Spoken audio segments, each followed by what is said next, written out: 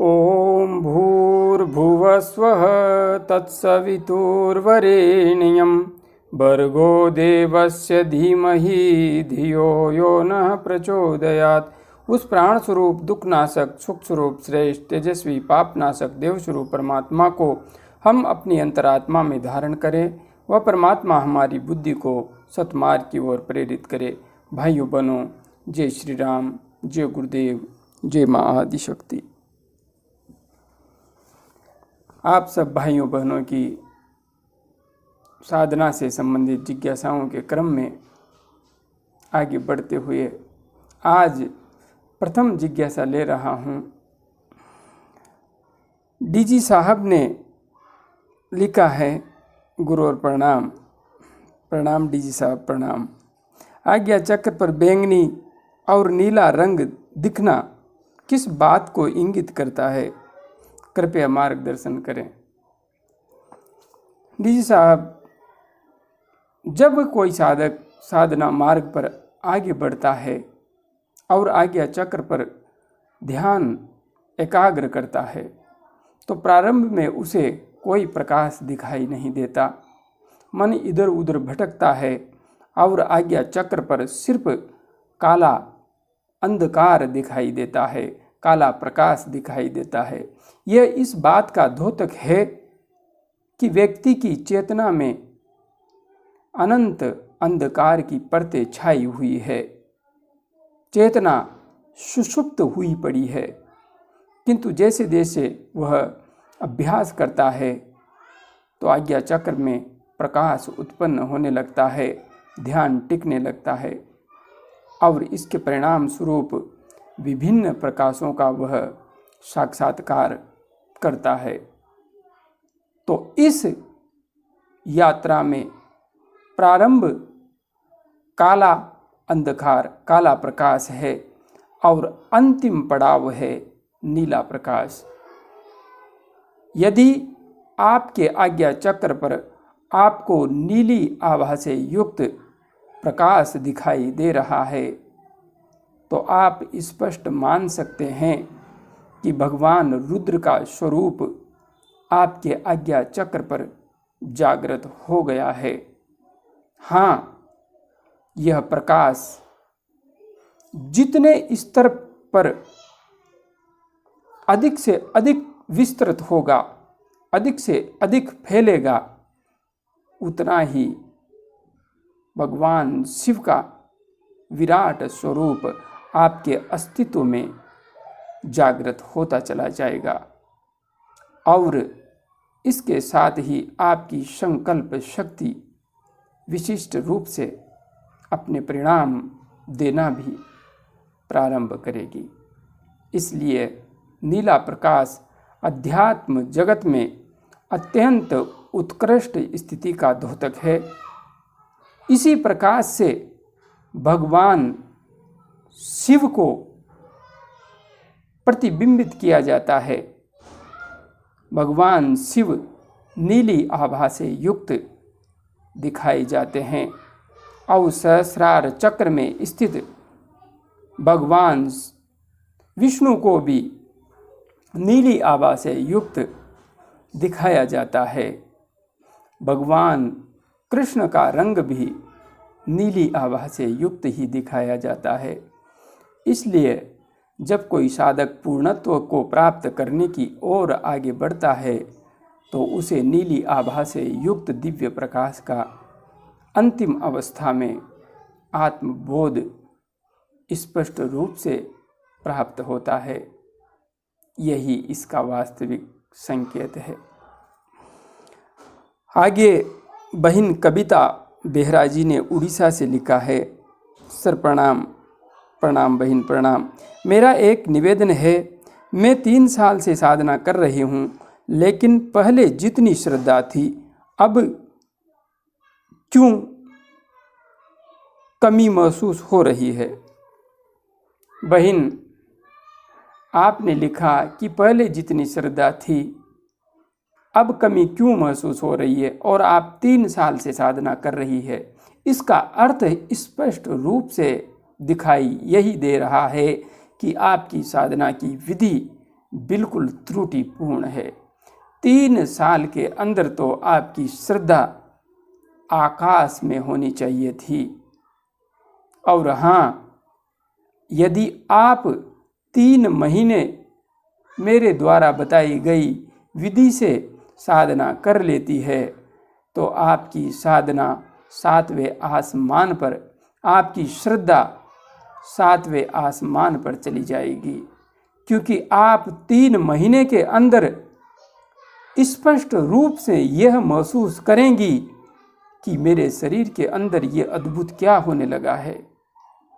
और जब व्यक्ति स्वयं अपनी साधना के परिणाम देखता है तो वह उत्साहित हो जाता है, प्रभावित हो जाता है। और जब कोई व्यक्ति साधना कर रहा है, पूजा पाठ कर रहा है और वर्षों होने के बाद भी उसे उसका कोई भी सकारात्मक परिणाम दिखाई नहीं देता तो उसका उत्साह, उसकी श्रद्धा कम हो जाते हैं। तो निश्चित रूप से आपकी श्रद्धा कम हुई है, इसके पीछे एकमात्र कारण मुझे समझ में आ रहा है कि आपकी साधना की विधि त्रुटिपूर्ण है। उसे ठीक कीजिए, आपकी श्रद्धा फिर से चरम पर होगी। आगे भाई अरुण शर्मा जी ने जिज्ञासा रखी है, शिव तत्व क्या है? अरुण जी, विषय बड़ा विस्तार का है किंतु यहाँ पर विस्तारित नहीं करूँगा। शिव तत्व क्या है और कैसे इसे जागृत करें, कृपया मार्गदर्शन करें। शिव तत्व इस संपूर्ण ब्रह्मांड का, इस संपूर्ण अस्तित्व का मूल तत्व है, जिसकी वजह से इस ब्रह्मांड का अस्तित्व है। इस ब्रह्मांड के अस्तित्व के पीछे जो मूल कारण है वह शिव तत्व है और वह कल्याणकारी है, सत्य चित आनंद है, निर्विकल्प निराकार है। आपने आगे लिखा है, और इसे कैसे जागृत करें? इस प्रकृति में, इस ब्रह्मांड में जो कुछ अस्तित्व हमें दिखाई दे रहा है, यह जगत जननी मां आदि शक्ति का विस्तार है। यहाँ पर जो कुछ दृष्टिगोचर हो रहा है, यह प्रकृति के सानिध्य से है, शक्ति के सानिध्य से है। और जितनी भी क्रियाएं हो रही है, शक्ति के द्वारा ही हो रही है। इसलिए हमारे शरीर में भी जो कुछ हो रहा है, हम देख रहे हैं, हम सुन रहे हैं, हम खा रहे हैं, हम पी रहे हैं, हम सो रहे हैं, जो कुछ कर रहे हैं, सब कुछ शक्ति के माध्यम से कर रहे हैं।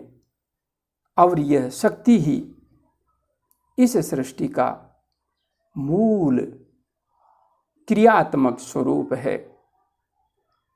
जब हम इस शक्ति को जीते जी साधना के मार्ग में आगे बढ़कर सुषुम्ना मार्ग से ऊपर उठाते हुए सहस्रार चक्र में स्थिर कर लेते हैं, तो शक्ति अपने मूल स्वरूप में जा करके स्थिर हो जाती है। उस स्थिति में जब शक्ति बाह्य कार्य करना बंद कर देती है तो शिव का वास्तविक स्वरूप प्रकट होता है। वहाँ पर हमारी इंद्रियां, हमारा मन भौतिक जगत से अपना अस्तित्व, अपना संपर्क काट देता है और वह सत्य चित आनंद निर्विकल्प निराकार स्वरूप में अपनी स्थिति को बोधमय रूप में जान करके आनंदित हो जाता है और संपूर्ण ब्रह्मांड में अपने ही अस्तित्व का एहसास करने लगता है। इसलिए साधना के मार्ग पर चल करके ही शिव तत्व को वास्तविक स्वरूप में जाना जा सकता है और जागृत किया जा सकता है। आगे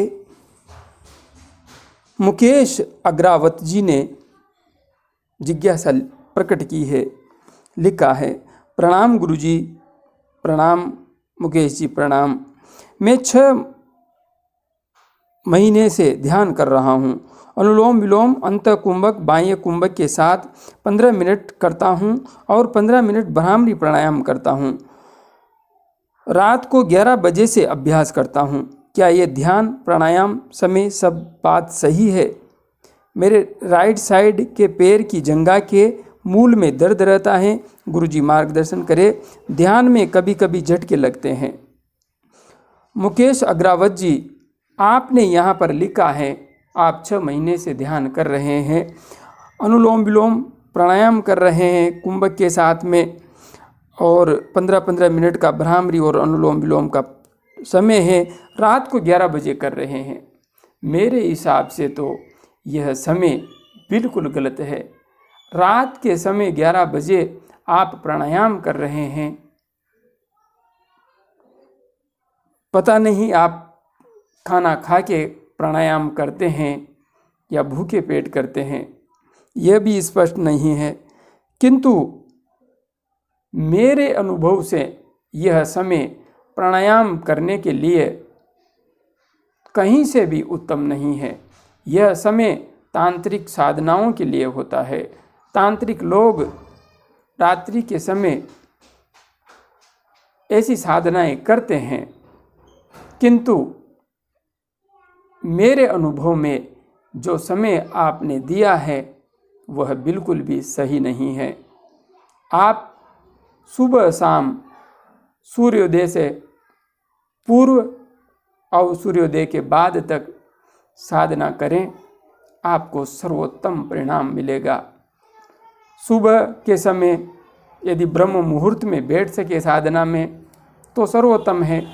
बाकी सूर्योदय से आधे घंटे पूर्व से लेकर आधे घंटे बाद तक का समय साधना उपासना के लिए सर्वश्रेष्ठ है। इसी प्रकार से संध्या समय भी सूर्यास्त से आधे घंटे पूर्व ध्यान में बैठ जाएं और आधे घंटे बाद उठें। इस समय काल का परिणाम सर्वश्रेष्ठ है। बाकी आप रात्रि को यह अभ्यास कर रहे हैं, मैं आपको यही सलाह दूंगा, यह समय सही नहीं है। आपके पैर की जंघा में मूल में दर्द रहता है तो निश्चित है आपका बैठने का तरीका भी गलत होगा। आप मेरा वीडियो आसन सिद्धि देखिए, उसमें आपको बैठने का सही आसन किस प्रकार से आप किस स्थिति में ध्यान करते हुए बैठेंगे यह समझ में आएगा, तो आपकी यह समस्या निश्चित ही ठीक हो जाएगी। आप समय ठीक करें और आसन सिद्धि का जो वीडियो है उसे देख के अपने बैठने की स्थिति भी ठीक करें। उसके साथ में आप कपालभाति प्राणायाम भी अपनी साधना में जोड़ें। यदि आप सुबह के समय ध्यान कर पाते हैं और यदि शाम के समय आपका पेट बिल्कुल खाली रहता है तो शाम को भी कपालभाति कर सकते हैं। आगे बहन आरती वर्मा जी ने जिज्ञासा प्रकट की है, लिखा है, प्रणाम गुरुजी, प्रणाम बहन जी, प्रणाम। आपको बहुत बहुत धन्यवाद। आपने जो उपाय बताया था वो मैंने किया और मेरा सर के साथ साथ 2 साल पुराना जुकाम भी ठीक हो गया है। पर गुरुजी एक नई प्रॉब्लम आ रही है, मुझे 2 दिन से नींद काफ़ी अधिक आ रही है, इस वजह से मैं पढ़ नहीं पा रही हूँ। प्लीज़ गुरुजी कोई उपाय बताएं। बहन, मुझे जहाँ तक याद आ रहा है आपने अपने सिर में दर्द की समस्या को लेकर के मेरे समक्ष जिज्ञासा प्रकट की थी, उसका मैंने आपको समाधान बताया था। वह आपका ठीक हो गया है। शुभकामनाएं। आपने लिखा है कि आपको नींद बहुत ज़्यादा आने लगी है। तो जहाँ तक मेरा अनुभव है, नींद अधिक आने के पीछे मूल कारण होता है कफ का अधिक बढ़ जाना। यदि आप गरिष्ठ वस्तुएं, खट्टी वस्तुएं आदि लेती हैं तो आपके अंदर तमोगुण अधिक बढ़ जाएगा, आलस्य अधिक बढ़ जाएगा। तो इससे बचने के लिए आप एक तो खट्टी वस्तुओं का त्याग कीजिए, दही छाछ का बिल्कुल सेवन मत कीजिए इस मौसम में। और जो भी विशेष रूप से इमली, अचार, अमचूर आदि की जो खटाई है उससे बचिए। इसके साथ लहसुन प्याज के सेवन से भी बचिए। और हाँ, गुनगुना पानी पीजिए।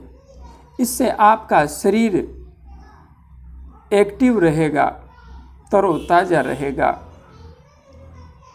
और यदि आपको किसी भी प्रकार से कफ से संबंधित समस्या रहती है, जैसे कि आपने बताया कि 2 साल पुराना आपको जुखाम था, वह प्राणायाम आदि करने से जो मैंने बताया उससे वो भी ठीक हो गया है। तो आप अब यह ध्यान रखें कि किसी भी प्रकार से आपको कफ नहीं बढ़े। उन उपायों को विशेष तौर से करती रहें। दूध पिएं तो दूध में हल्दी डालकर पिएं।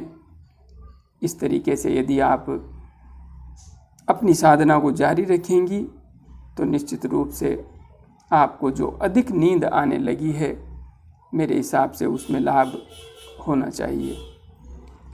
आगे पंडित रजनीश अवस्थी जी ने लिखा है, गुरुजी मैं 2 घंटे सुबह 2 घंटे शाम को एक आसन पर बैठकर गायत्री महामंत्र का जप करता हूँ, तो क्या हमें और समय बढ़ाना चाहिए? पंडित जी, आप सुबह 2 घंटे और शाम को 2 घंटे एक आसन पर बैठ कर के ध्यान कर रहे हैं, मंत्र जप कर रहे हैं, आपकी स्थिति बहुत अच्छी है। हाँ, यदि आप समाधि की अवस्था को प्राप्त करना चाहते हैं तो आपको समय और अधिक बढ़ाना होगा, क्योंकि निर्विचार अवस्था को प्राप्त करने के लिए समय बढ़ाना आवश्यक है। बाकी यदि आप इस संसार में रहते हुए संसार के कार्यों को सही तरीके से करते हुए साधना मार्ग पर आगे बढ़ना चाहते हैं तो 2 घंटे का समय पर्याप्त है, क्योंकि इससे आगे समय को यदि आप 3 घंटे तक ले जाते हैं तो एक नई समस्या उत्पन्न होती है।